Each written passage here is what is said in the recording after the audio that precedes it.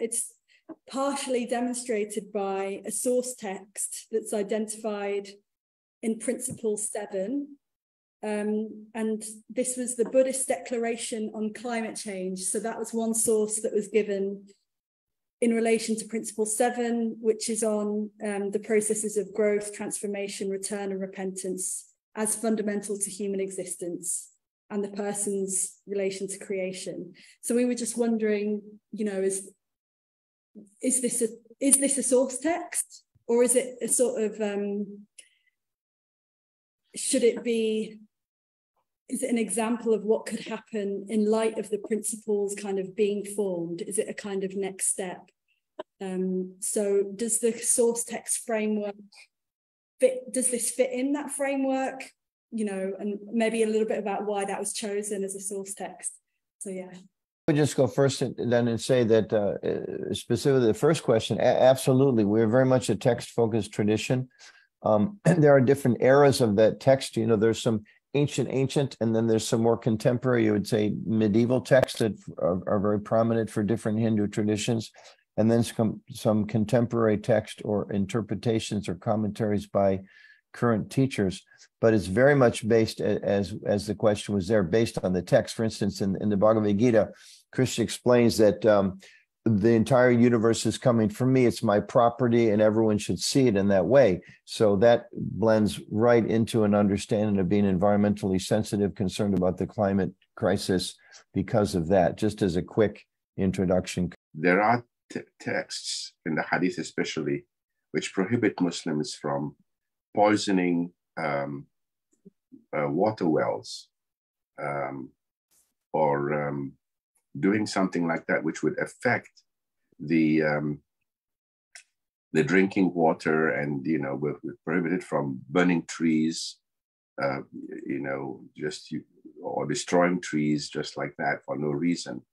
So the notion that we are stewards of the earth, meant to take care of the earth, I think is the particular idea from which we can extract the notion that we are responsible to maintain the earth and to keep it in good order, and to keep it in good order and to maintain it for the well-being and thriving of future generations, not only of human beings, but also of all of the creatures and animals and all of life that exists on earth. It is from there that we then extract the notion of our responsibility to maintain the earth, and then from there we relate to climate change as well as to all other aspects of taking care of the world. And as in Judaism, the notion of tikkun olam, to take care of the world, to repair it. I think this is where it comes from.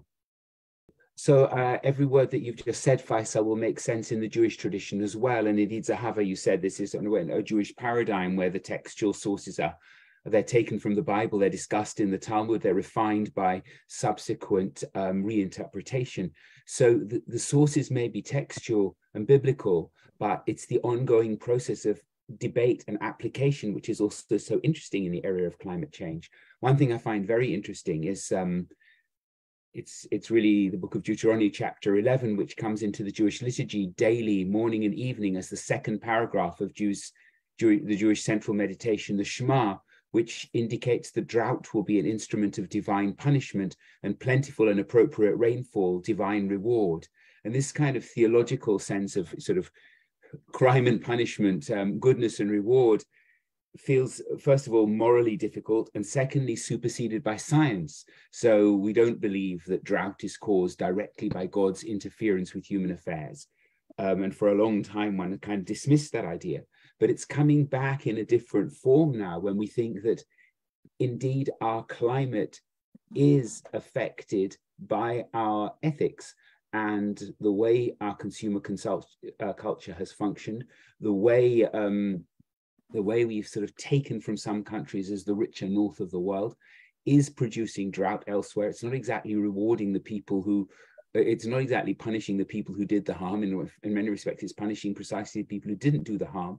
But this is an example of how texts come back into new significance, and there needs to be a constant process of reinterpretation, re-engagement with text. So it's both the ancient and the contemporary together with the dialogue through the ages in between that produce the compelling reasons to act. Coming after all these wonderful colleagues who I appreciate immensely, just to say in Jesus' summary to the two commandments of loving God and loving one another, God, our creator, gives us this beautiful universe, this wondrous universe. And clearly, as Jonathan just said, the application is the key. And the application means we shouldn't be allowing, through our own negligence and greed, species of God's creation to disappear. And for the nature of human habitation to be so affected as it is now by the carbon economy. So it's the application of these texts that gives us our direction and is why we're meeting now. Thank you.